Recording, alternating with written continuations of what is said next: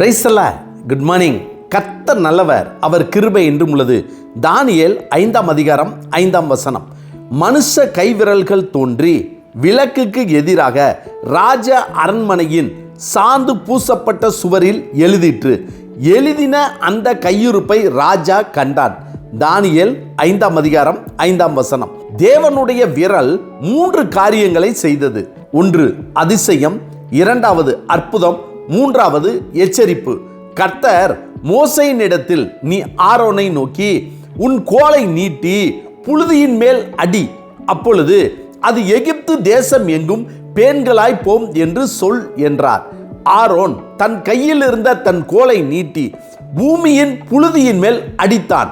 அப்பொழுது அது மனிதர் மேலும் மிருக ஜீவன்கள் மேலும் பேன்களாய் எகிப்து தேசம் எங்கும் பூமியின் புழுதியெல்லாம் பேன்களாயிற்று.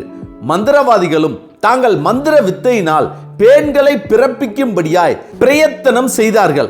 செய்தும் அவர்களால் கூடாமற் போயிற்று. பேன்கள் மனிதர் மேலும் மிருக ஜீவன்கள் மேலும் இருந்தன. அப்பொழுது மந்திரவாதிகள் பார்வோனை நோக்கி, இது தேவனுடைய விரல் என்றார்கள். இது அதிசயம். கொன்னைவாயுடைய ஒரு செவிடனை இயேசுவிடத்தில் கொண்டு வந்து அவர் தமது கையை அவன் மேல் வைக்கும்படி வேண்டிக் கொண்டார்கள்.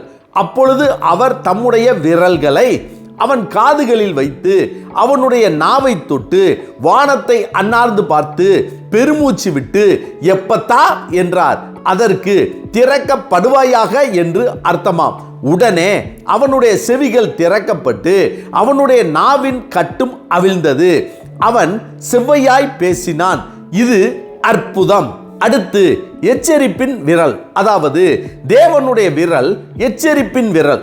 பெல்சாத்சார் ராஜா எருசலேமில் உள்ள தேவனுடைய வீடாகிய ஆலயத்தை இடித்து போட்டு அங்கிருந்த தேவனுக்குரியவைகளை எடுத்து கொண்டு வந்து தன் மக்களுடன் சந்தோஷமாக இருந்த அந்நேரத்திலே மனுஷ கைவிரல் தோன்றி விளக்குக்கு எதிராக ராஜ அரண்மனையின் சாந்து பூசப்பட்ட சுவரில் எழுதிற்று. எழுதின அந்த கையிருப்பை ராஜா கண்டான்.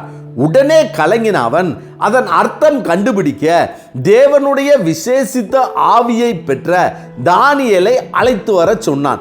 தானியேல் வந்து சுவரில் எழுதப்பட்ட எழுத்து மெனே மெனே தெக்கேல் உப்பார்சின் என்பதே என்றும், மெனே என்பதற்கு தேவன் உன் ராஜ்யத்தை மண்டியிட்டு அதற்கு முடி உண்டாக்கினார் என்றும், தெக்கேல் என்பதற்கு நீ தராசிலே நிறுக்கப்பட்டு குறை காணப்பட்டாய் என்றும், உப்பார்சின் என்பதற்கு உன் ராஜ்யம் பிரிக்கப்பட்டு மேதியருக்கும் பெர்சியருக்கும் கொடுக்கப்பட்டது என்றும் அர்த்தமாம் என்றான்.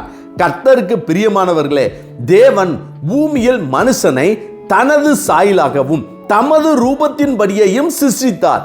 ஆம், நமக்கும் தேவனுடைய விரல்கள் தான். நாமும் தேவனுடைய பிள்ளைகள் தான். நம் விரலும் தேவனால் உண்டாக்கப்பட்ட அதிசயம், அற்புதம், எச்சரிக்கை செய்கிற விரல்கள் தான். நம் விரல்களின் முக்கியத்துவத்தை உணர்ந்திருக்கிற நாம் தேவனை விசுவாசிக்கிற அவருடைய பிள்ளைகளுக்கு அதிசயமாகவும் அற்புதமாகவும் அவருடைய பிள்ளைகளுக்கு எதிராக இருப்பவர்களுக்கு எச்சரிக்கையாகவும் இருக்கிறது. இன்று நம் தேசத்தில் நடைபெறுகிற நமக்குரிய உரிமை சார்ந்தவற்றில் நம்முடைய விரல்தான் அதிசயத்தையும் அற்புதத்தையும் எச்சரிக்கையையும் செய்ய போகிறது. எனவே நம்முடைய விரல் தேவன் நமக்கு கொடுத்த விரல் என்பதை மனதில் நிறுத்தி மேலே கேட்ட அதிசய அற்புத எச்சரிப்பின் வார்த்தைகளையும் மனதில் நிறுத்தி நம்முடைய உரிமைகளை நிலைநாட்டும் போது ஜெபத்துடன் தேவ விரலை கொண்டு நம் கடமையை செய்வோம். கர்த்தர் பெரிய காரியங்களை செய்வார். ஆமென். ஜெபிப்போமா. சர்வ வல்லமை உள்ள சேனைகளின் தேவனாகிய கர்த்தாவே, உம்முடைய சாயலின்படியே படைக்கப்பட்ட எங்களுக்கு நீர் கொடுத்த உடல் உறுப்புகளை கொண்டு, குறிப்பாக விரலை கொண்டு உம்முடைய நாமம் மகிமைப்படத்தக்கதாக உமக்கு பிரியமான உமக்கு சித்தமான எங்கள் உரிமைகளை கடமைகளை செலுத்தக்கூடிய கிருபையை, விசேஷித்த ஞானத்தை இன்று எங்களுக்கு தரும்படியாய் நாங்கள் ஜெபிக்கிறோம். எங்கள் தேசத்திற்காக ஜெபிக்கிறோம். எங்கள் தேசத்தில் நடைபெறுகிற காரியங்களுக்காக ஜெபிக்கிறோம். உம்முடைய சமாதானமும் உம்முடைய சித்தமும் வெளிப்படுவதாக. கர்த்தாவே, நீர் இந்த நாளை எங்களுக்கு கொடுத்ததற்காய் நன்றி. இந்த நாள் முழுவதும் உம்முடைய வல்லமையின் கரம் எங்கள் மேல் இருந்து எங்களை பாதுகாத்து வழிநடத்தி எங்கள் தேவைகளை சந்திக்கும்படியாய் இயேசு கிறிஸ்துவின் நாமத்தில் ஜெபிக்கிறோம் நல்ல பிதாவே.